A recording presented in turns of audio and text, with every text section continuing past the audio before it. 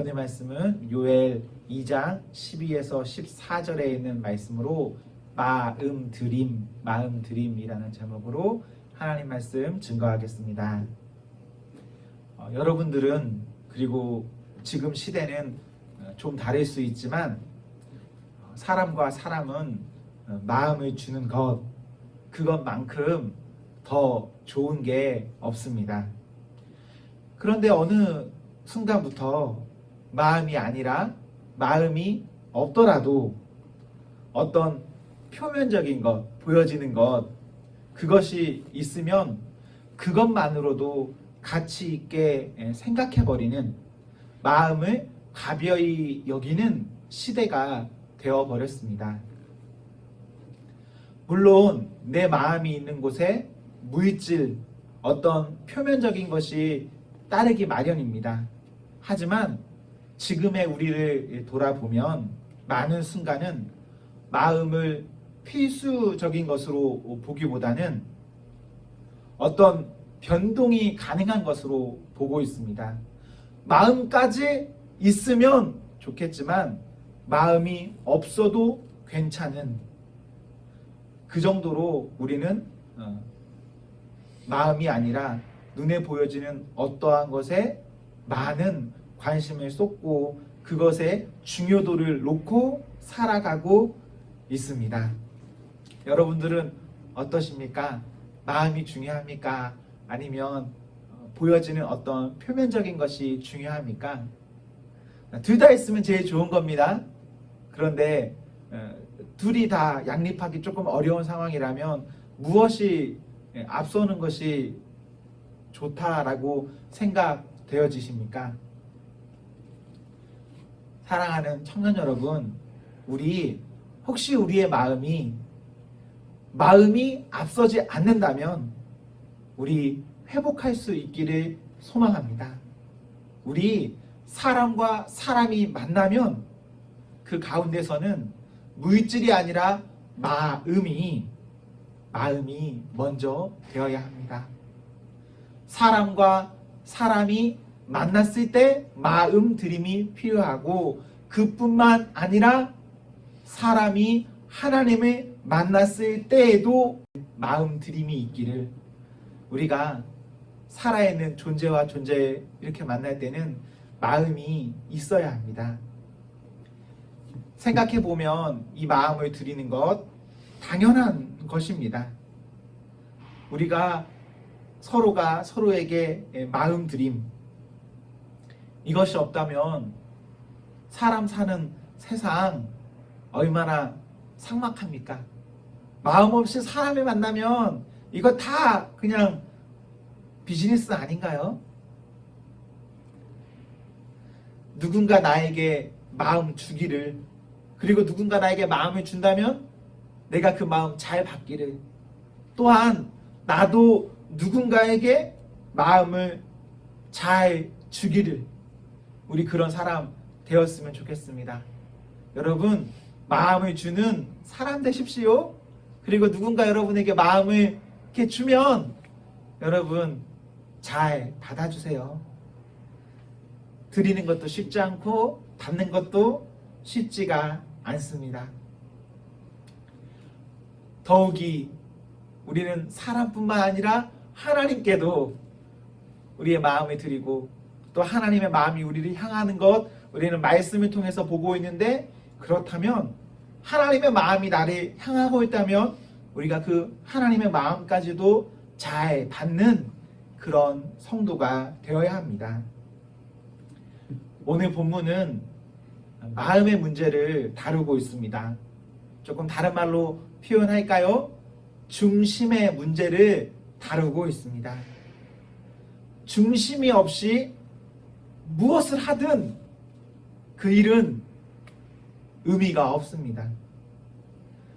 고린도전서 13장 2절에 보시면 우리에게 예언하는 능력이 있어도, 우리에게 모든 지식이 있어도, 우리가 산을 옮길 만한 믿음이 있다 해도 내면적인 것이 없으면, 사랑이 없으면 아무것도 아니라 했습니다. 우리의 어떤 외형적인 것들은 다 갖췄을 수 있습니다. 완벽하더라도 진짜 중요한 것은 외모가 아니라 중심입니다. 하나님께서는 사무엘상 16장에서도 나는 사람의 외모를 보지 않는다라고 하셨습니다. 우리 중심을 보는 하나님께 중심 마음을 드릴 수 있는 성도 되어야 합니다. 저는 이런 부분이 감사합니다.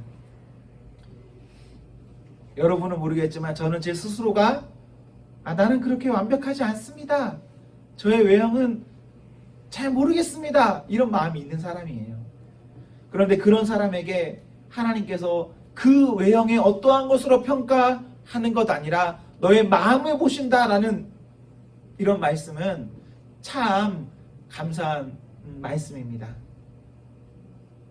우리가 너와 나, 사람과 사람 이 사이에서 우리끼리도 중심을 원하는 것처럼 우리의 하나님을 만날 때 우리의 마음이 어떤 거칠의 포장, 어떤 순서, 형식 그런 것에만 머무르는 것 아니라 중심 가지고 서는 그런 성도가 되면 좋겠습니다. 여러분 오늘 이렇게 교회에 오셨는데 그리고 온라인으로 나름의 방법으로 예배드리려 노력하시는데 물론 너무너무 소중합니다. 그렇게 잘 하십시오. 그런데 그것과 함께 우리는 우리의 마음을 하나님 앞에 드릴 수 있어야 합니다. 우리는 오늘 요엘 2장에 있는 말씀을 읽었습니다. 1장도 한번 눈으로 보실 수 있으면 좋겠는데 혹은 예배 이후에 여러분이 한번 읽어보실 수 있으면 좋겠는데 1장과 2장은 밀접하게 연관되어 있습니다. 그래서 1장을 읽고 2장을 넘어서 읽으면 오늘의 내용이 조금 더 이해하기가 좋습니다. 요엘 1장에 보시면 땅을 초토화시킬 만큼의 메뚜기 떼 이야기가 있습니다. 메뚜기 떼가 지나가고 그럼 그 땅에 아무것도 남아있지 않는다 이런 말입니다. 여러분들은 저는 이런 것들을 경험해 보지 못했습니다. 우리나라에서 이런 일은 흔치 않으니까요. 하지만 종종 해외 뉴스나 우리 영화를 통해서 이런 것들이 볼 수 있습니다. 동풍이 불면 메뚜기 떼가 하늘을 가릴 만큼 어두운 빛으로 지나가게 되고 그 메뚜기 떼가 지나가면 단순히 지나가는 것으로 끝나는 것이 아니라 그 스친 자리에 모든 곡식은 다 메뚜기가 먹어버려서 없는 거예요. 우리는 농사를 짓지 않으니까 그런가 보다라고 생각할 수 있죠. 우리가 생각하기에는 저렇게 많은 때가 오면 무섭다, 그냥 이 정도로 무서움을 느낄 겁니다. 그런데 여러분이 농사 짓는 사람이라고 생각해 보세요. 내가 1년 내내 수고로 농사해서 키워놓은 것이 있는데 메뚜기 떼가 10초만 지나가면 아무것도 남아있지 않는다. 그런 메뚜기 떼의 이야기는 너무너무 공포스러운 일일 것입니다. 사람의 삶에서 이렇게 메뚜기 떼가 지나가는 것 너무너무 견디기 어려운 일이에요. 내 수고가 그곳에 다 달려있고 그리고 그 수고를 통해서 나는 1년 동안 그것으로 살아야 하는데 그게 다 없어지면 그 사람에게는 소망이 없어지는 겁니다. 저장기술, 어떤 운송수단 발전한 지 그렇게 오래되지 않았습니다. 한 40년 전만 해도 식량을 제대로 저장할 수 없었습니다. 운송도 그렇게 오래되지 않았고요. 그런데 자연재해로 누구도 탓할 수 없는 그런 일이 사람에게 임하면 그 사람 견디기 어렵습니다. 그렇게 1장에 기록되어 있고 1장 후반절부터 사람의 삶에서 메뚜기 떼가 이렇게 지나가도 너무 무서운데 여호와의 날이 되면 그때는 어떻겠는가, 이런 기록이 기록되어 있습니다. 2장 2절에 보십시오. 그리고 3절에 보십시오. 누구도 피할 수 없고 이전과 이후에 한 번도 없을 만한 일이 임한다. 이것이 얼마나 무서운 일이겠습니까? 사람이 눈에 볼 수 있는 어떤 두려움이 있는데 그런 것과는 비교할 수도 없을 아주 더 큰 어둠이 찾아온다. 그냥 쉽게 내 인생, 내가 생각해본 최악이 있습니다. 그 최악에서 더 최악이 있다. 너무너무 두려운 일이죠. 생각만 해도 싫은 거 있지 않습니까? 만약에 우리의 삶 가운데 그런 날이 됐다, 혹은 그런 날이 곧 될 것이다 라고 하나님이 말씀하셨다. 그럼 어떻게 해야 할까요? 어떻게 하면 되죠? 그 방법이 오늘 본문입니다. 12절부터 14절.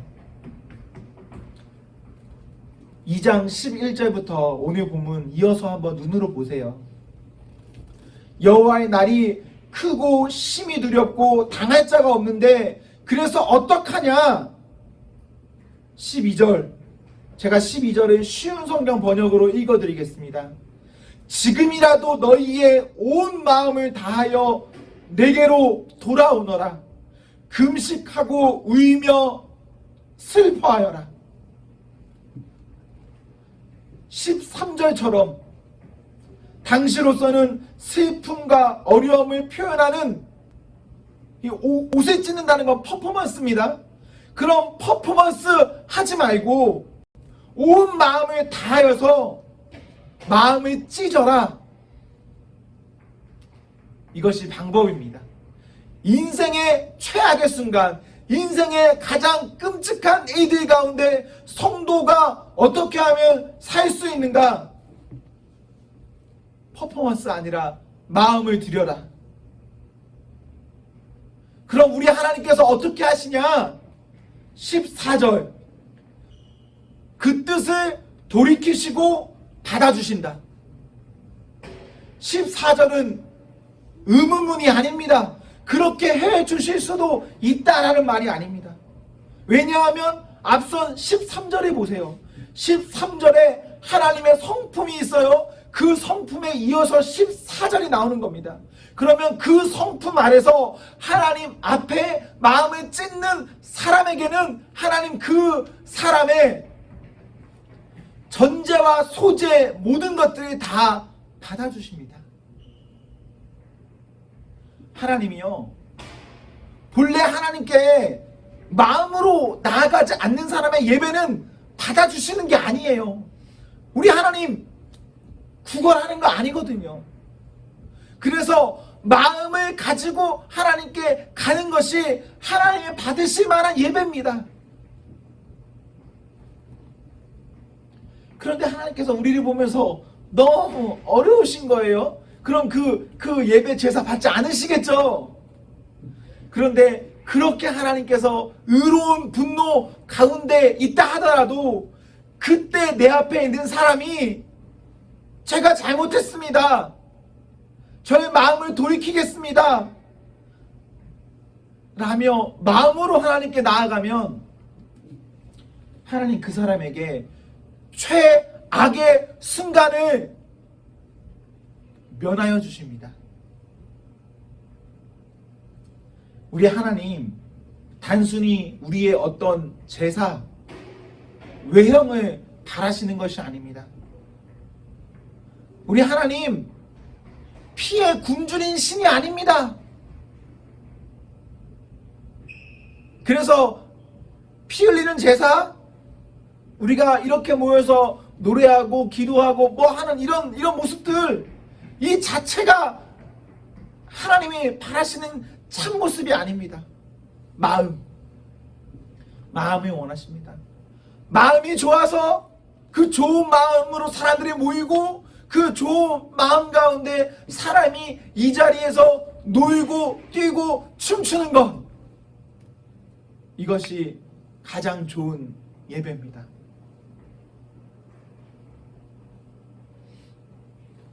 우리는 나름의 어떤 형식을 가지고 예배 드리죠. 좋습니다. 이런 형식 잘 지키셔야 됩니다. 그런데 마음도 함께 하셔야 합니다. 또한 우리가 때로는 형식을 깨트릴 수도 있습니다. 형식이 지켜지지 않을 수도 있죠. 우리가 하고 싶어도 형식을 못할 때가 분명히 있습니다. 그런데 중요한 것은 마음 드림의 그 요소는 놓쳐서는 안 됩니다. 요에서가 구약 후반부에 있지 않습니까? 구약 후반부는 선지서인데 요에서뿐만 아니라 요에서 앞뒤에 있는 호세아나 아모스 이런 말씀들이 봐도요, 모두 다 선지서는 똑같은 걸 말해요. 마음을 들어야 한다. 제사가 아니다. 형식이 아니다. 외형이 아니다. 그래서 호세아도 보면요, 2장 12, 13절에 울며 애통하고 마음을 다해서 하나님께 돌아와라. 옷을 찢지 말아라. 마음을 찢어라. 그리고 하나님께 가라. 호세아 6장에도 보면요, 하나님께서는 제사를 원하지 아니하시고 하나님 나를 아는 것을 원한다라고 하십니다. 우리가 이런 말씀을 보면서 다른 사람 볼 거 없고 자기 자신을 보면 좋겠습니다. 여러분, 나는 나를 보면 좋겠습니다. 나는 마음에 드리는 예배를 드리고 있는가? 마음에 드려야 하는데. 그리고 우리가 일주일에 한 번 이렇게 만나서 성도와 성도의 교제를 하고 있는데, 내가 누군가를 이렇게 만나고 있을 때 나는 이 사람에게 마음을 드리고 있는가? 돌아봐야 합니다. 여러분, 하나님께 마음 잘 드리고 계신가요? 그리고 뭐 눈에 보이고 있는 이 친구들에게 마음을 드리고 계신가요? 저는 잘 못 드리는 것 같아요. 그래서 미안하죠. 그래서 미안합니다. 하나님께도 죄송하고 내 눈앞에 보이는 여러분에게도 죄송하고, 어떻게 해야 할까 여러 생각이 들어요. 여러분, 지금까지보다 우리 앞으로에 있어서 우리 마음을 드려야 할 텐데, 하나님께 잘 드리고 사람에게도 잘 드리고, 진짜 그런 그것이 천국이 되지 않을까요? 여러분,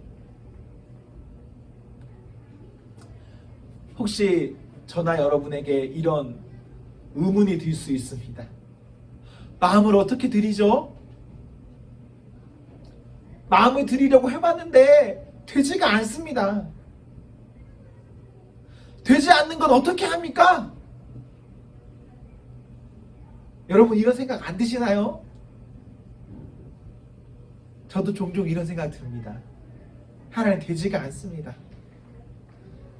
한다고 해봤는데 이게 안 됩니다. 하나님, 그때 어떻게 하면 될까요? 어떻게 하면 되냐면요, 하나님 앞에서 묵묵히 꾸준히 반복적으로 기다리시면 됩니다. 그냥 그렇게 그런 시간을 보내면서 한마디의 기도라도 하면 그것이 하나님께 마음을 드리는 그런 순간입니다. 하나님 앞에, 하나님, 제가 기도할 힘이 없습니다 라고 기도하는 것, 이건 마음을 드리는 겁니다. 하나님, 안 됩니다. 어떡합니까? 라고 하는 것, 이런 것이 마음에 드리는 것입니다.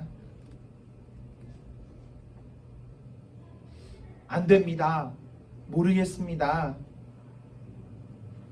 이 수준으로 그치지 마시고, 안 될 때, 답답할 때, 힘들 때, 자꾸 어떤 미로 속으로 빠져드는 것 같을 때, 그때도 묵묵히 하나님 계시구나 라는 그 믿음 하나 가지고 그 아래에서 묵묵히 꾸준히 반복적으로 기다리시면 하나님 그때 응답하십니다.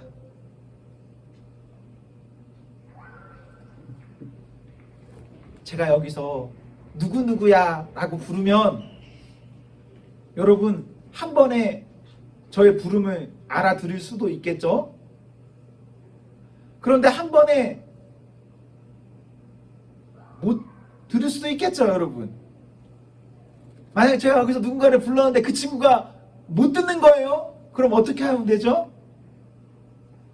2번 부르고 3번 부르고 그래도 대답 안 하면 좀 더 가까이 가보고 조금 더 다른 액션을 취해보면 결국은 그 친구 볼 수 있겠죠? 그와의 어떤 관계를 이어나갈 수 있겠죠?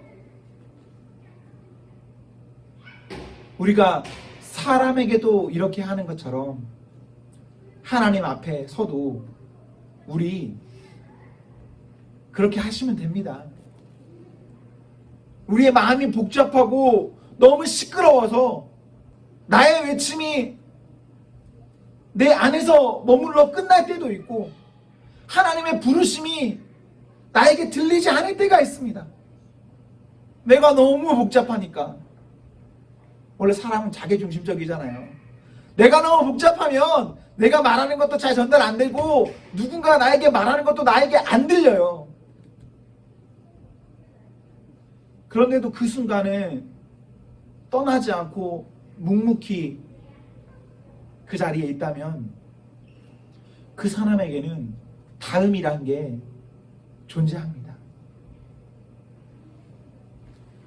계란으로 바위 치면 어떻게 되죠? 계란이 깨지겠죠? 바위가 깨집니까? 안 깨집니까? 안 깨지죠. 계란으로 바위 치면 바위는 절대 안 깨질 겁니다. 그런데 계란을 1개 던졌을 때 바위가 안 깨지는 것이지 계란을 100만 개 던지고 1000만 개 던지고 1억 개 던졌을 때 바위가 깨질까요? 안 깨질까요? 바위 깨집니다. 물방울로도 바위 깨지잖아요. 연약해서 연약한 것으로 끝나는 것 아닙니다. 연약하고 보잘것없어도 그 사람 하나님 앞에 있으면 불도 물도 뚫습니다. 문제 없어요. 오늘 이런 본문을 보면서 마음을 들여야 한다는 이런 말씀을 보면서 저는 저를 돌아봅니다. 우리가 오늘 이런 말씀 보면서 여러분이 자기를 돌아볼 수 있고 내 마음을 하나님께 드려야겠다라고 다시 한번 조금이라도 생각하신다면 여러분은 진짜 복 있는 사람입니다. 여러분이 어떤 말씀을 듣든 그 말씀 듣고 하나님 앞에 자기 놓을 수 있으면 그 사람 엄청나게 복받은 사람입니다. 아무나 그렇게 못하거든요. 그런 사람은 하나님 만납니다. 말씀 앞에 자기를 놓는 사람 하나님 만나요. 하나님 만나는 그 사람은 그 사람의 현재가 내가 아무리 죄 가운데 있어도 내가 아무리 어떠한 어려운 환경 가운데 있다 하더라도 그 사람은 삽니다. 하나님 주시는 능력 있기 때문에 내게 능력 주시는 자 안에서 내가 어디까지 할 수 있습니까? 모든 것 다 할 수 있습니다. 우리는 하나님 앞에 내 마음을 드릴 수 있는 성도 되어야 합니다. 여러분 2장 23절도 한번 보시겠습니까? 2장 23절 그리고 28절 하나님 앞에 마음을 두시면요, 하나님께서는 비를 주세요. 비도요, 빨리 내려야 하는 비가 있고 늦게 내려야 되는 비가 있어요. 하나님께서 아주 좋은 타이밍에 주신다라고 하세요. 그리고 그 물을 얼만큼 주시냐? 적당히. 물이 아무 때나 필요한 게 아니겠죠? 그리고 물도 막 넘치도록 있으면 안 되겠죠? 다 죽어버리고 썩어버리는 거예요. 크지도 않고. 근데 하나님께 마음 드리는 사람에게는 하나님 아주 적당한 비를 아주 적당한 만큼 주신다라고 하십니다. 차고 넘치는 게 좋은 게 아닙니다. 하나님이 조영국이라는 사람을 보시고 나에게 맞게 때에 맞춰서 비를 주시는 것, 때에 맞춰서 적당량의 물을 주시는 것이 아주 좋은 복인데, 마음 주면, 마음 준 사람은 그런 복이 있습니다. 그리고 28절 보세요. 하나님께서 마음 드리는 자에게 하나님 가장 큰 복인데요, 어떤 걸 주시죠? 하나님 자신을 허락하십니다. 하나님 자신을 여러분에게 주세요. 내가 나를 드리기로 하나님께 결심했다면, 결심한 그 사람에게 하나님 나도 내 영을 너에게 준다라고 말씀하십니다. 우리 이 말씀 믿고 우리 마음 드리는 성도가 되면 너무 좋겠습니다. 사랑하는 성도 여러분, 우리의 지금은 모르겠습니다. 하지만 우리의 앞날은 마음 드리는 성도가 되기를 기원합니다. 사랑하는 성도 여러분, 행복하십시오. 성령 충만하십시오. 아멘. 우리 함께 기도할까요?